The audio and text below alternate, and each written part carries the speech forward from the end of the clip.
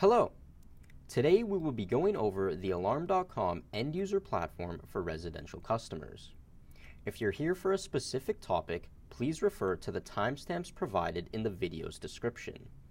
The things we will be covering today is how to edit the dashboard layout, how to add a login, how to manage logins and permissions, how to add, change, or delete user codes, how to adjust notifications, how to edit automation settings and rules, how to set up recording rules, how to search for saved clips, and how to download and share saved clips. Let's begin. To edit the dashboard layout, click on the settings icon on the Home tab on the left-hand side. From here, we can then select different things to hide or show, as well as drag and drop specific panels to where we'd like them to be.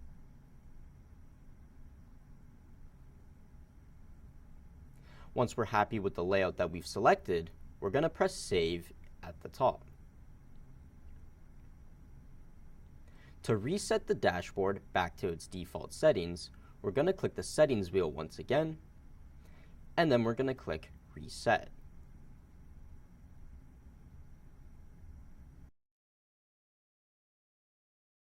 To add a login, we're going to click on Users. We're then going to click on Manage Logins. From here, we're going to press Add a Login.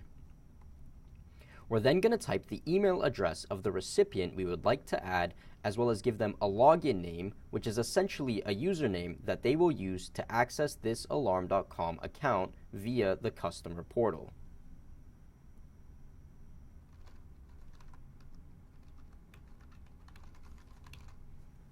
As we can see, the email address automatically is copied into the login name. Now we could leave the login name as an email address, or we can change it to something different as long as it fits the requirements of Alarm.com's login name parameters. I will be changing this to something different. Once we're done, we're then going to press Save. After this, it will open the Login Permissions page.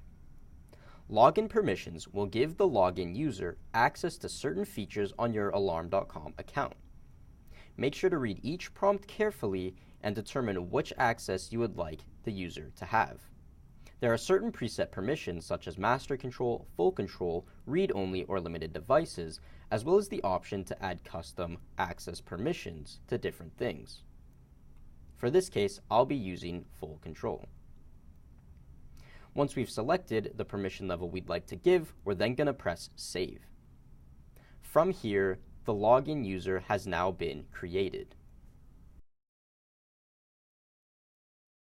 To manage a login, or to change the permission levels of a pre-existing login, all we're going to do is go back to Users, go back to the Manage Logins page, and then we're going to click on the login name of the user we'd like to change.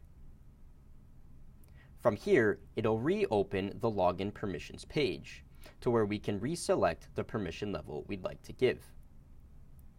Once we've made our changes, we can then press Save. As we can see, the permissions have now been changed. To delete a login, simply click on the trash can next to the login we'd like to remove.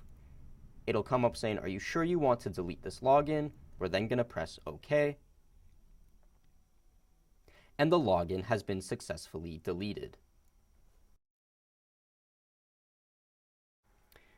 To add a user, we're going to click on Users, and then we're going to click Add User. From here, we'll type in the first name and the last name of the user we'd like to add. Then press Create. It will then pull up the Devices Access page. From here, we can give a 4-digit user code to the user by clicking on the section and typing in the code, or we can click Generate Code and it will give a random 4-digit code to that user. We can then select which devices this user's code has access to. Now, by default, all devices are automatically turned off and they will have to be manually turned on. So if we want this user's code to be able to arm and disarm the panel and unlock only the front door, what we'll do is we'll select panel and front door. Once we've made our selection, we're then going to press save. From here, we can review the information that we've created. We recommend adding contact information if the user would like to receive notifications. To add information, select Add Contact. Then choose either a mobile number or an email address. Or you can fill out both options. Fill in the correct email address or phone number and then hit Save.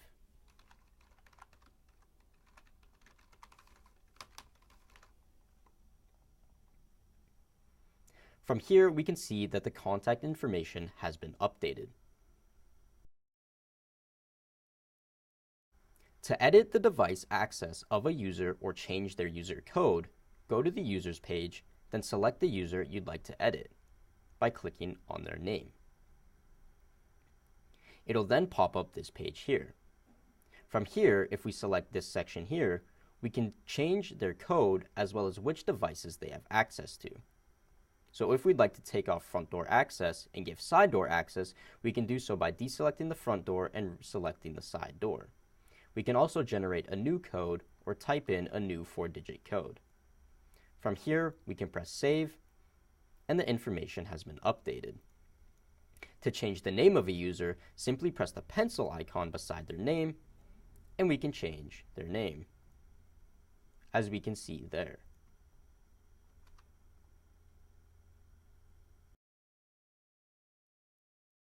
To delete a user, go to the Users page, find the user you'd like to delete, click on the 3 little dots to the right of that user's name, and then click Delete. It'll ask, are you sure you want to delete, and then the user's name, simply press Delete. From here, we can see that the user has been deleted. Now it's important to note that if you're fully removing someone from your system, you should delete both the user and their login. The user will remove their code access, whereas the login prevents them from logging in to the Alarm.com account.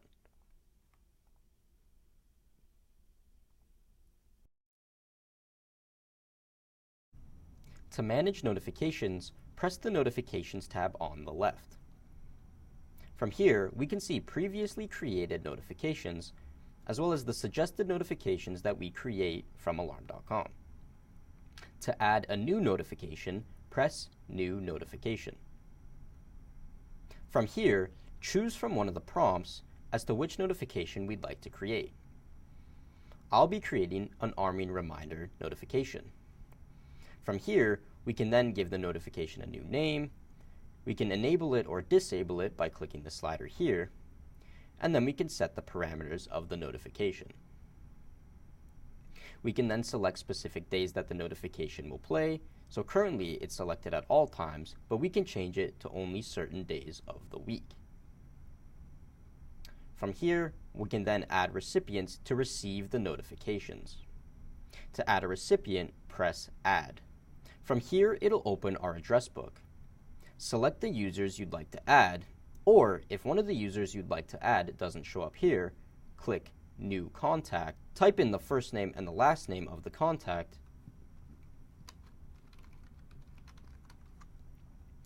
then fill out either their mobile number or their email address, or both.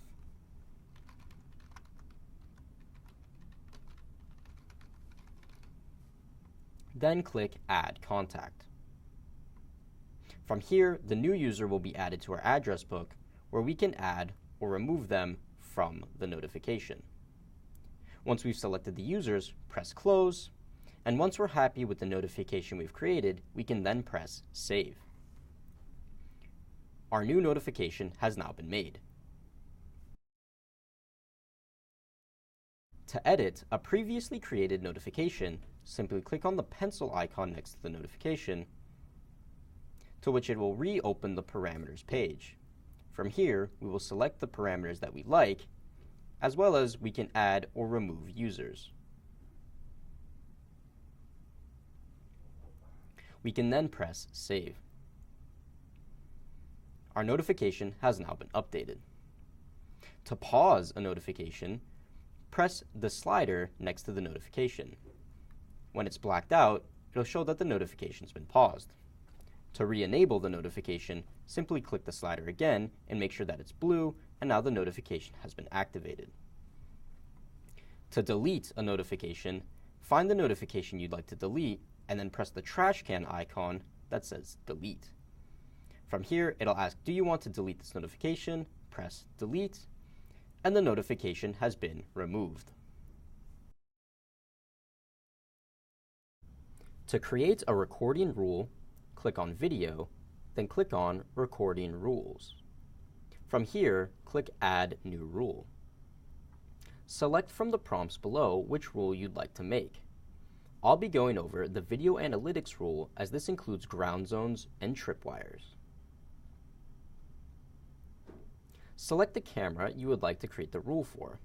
I'll be selecting this camera here. When you scroll down, you'll be prompted to select a ground zone or a tripwire. Let's begin with a ground zone. Select the scenery of the camera. We can give the rule a name, which I will call Ground Zone 1. We can then set the ground zone by either dragging the corners of the grid, or if we click Clear Ground Zone, we can draw our own custom shape. Note that with the ground zone, the detection happens within the green area. To set the duration that the object has to be within the green area to trigger a recording rule is called the duration inside area of interest.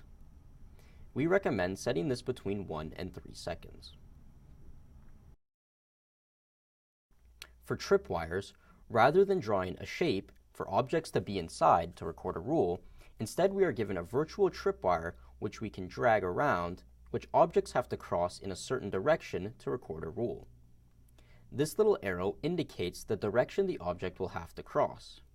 Now we can click this button here to switch the direction, or we can click this box here to have both directions trigger the tripwire.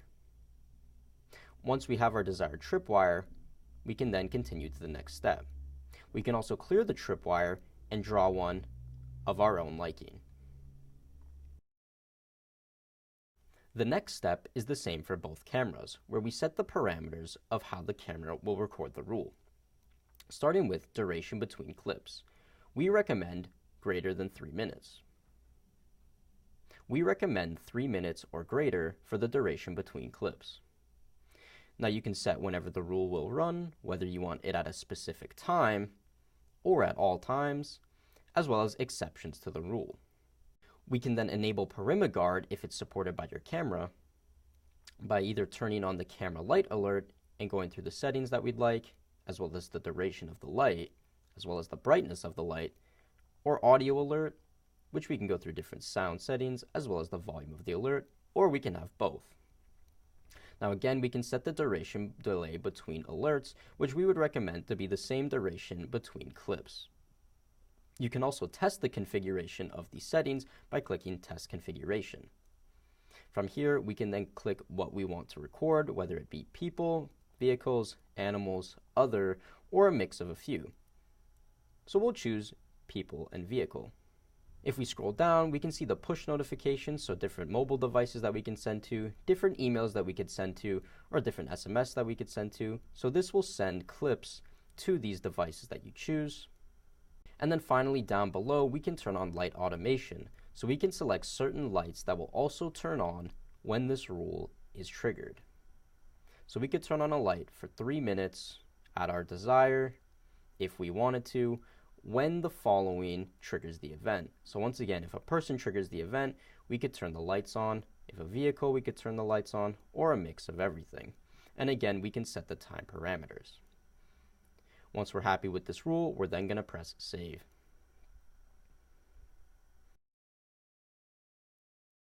We can then see the rule we just created down below. To edit a rule, all we're going to do is press the pencil icon, and we'll go back through the steps as we just did before. We can also pause the rule if we click on Pause Options beside the rule and set a duration for it to pause. So if we don't want to have this rule be going on for a certain amount of time, we can turn it off or pause it for a few hours. If we were to pause the rule, it's the same process to turn it back on. We would just click resume and turn rule on. To delete a rule, all we're going to do is click the trash can next to the rule and click delete rule. From there, the rule has been deleted. To look at saved video clips, go to Video, then click Saved Video Clips. From here, we can see all of the video clips that our cameras have saved and recorded. If we want to look at a specific recording from a specific date range on a specific camera, what we can do is click on Filter. We can change which cameras we're looking for, what objects we're looking for, as well as a date range on said clip recordings. Once we're happy with our selections, we can then click Apply. From here, the filter will then filter through all of the clips and only show us what we search for. If we want to get rid of the filter, all we're going to do is press the X on the filter button to clear the filter. To save a clip, hover over the clip and select the 3 vertical dots. Click Download Clip, select the file format you'd like the clip to download in, and then press Save. The clip will download to your computer. You can then share this clip wherever you like. Now, if we want to mass save or mass download clips, all we're going to do is click Bulk Actions and then select the desired clips we'd like to save. From here, we have the option to download, rename, protect, or delete them. If we'd like to download the clips, we'll just click Download, and it'll show us that 5 clips have been selected and that we can download them like so. To protect the clips, we would just click Protect, and then we can't accidentally delete them. Now, to delete the clips, all we would do is press the trash can, and it would say, "Are you sure you want to delete these clips?" To which we would press Delete. And as we can see, the clips have been deleted. To get out of the Bulk Options menu, simply click Close. In this video, we went over the residential user platform on the Alarm.com website. We covered how to edit the dashboard layout, how to add a login, how to manage logins and permissions, how to add, change, and delete user codes, how to adjust notifications, how to edit automation rules and settings, how to set up recording rules, how to search for saved video clips, and how to download and share the video clips. With your newly acquired knowledge, you'll become a master at using your smart home security system. And that's it.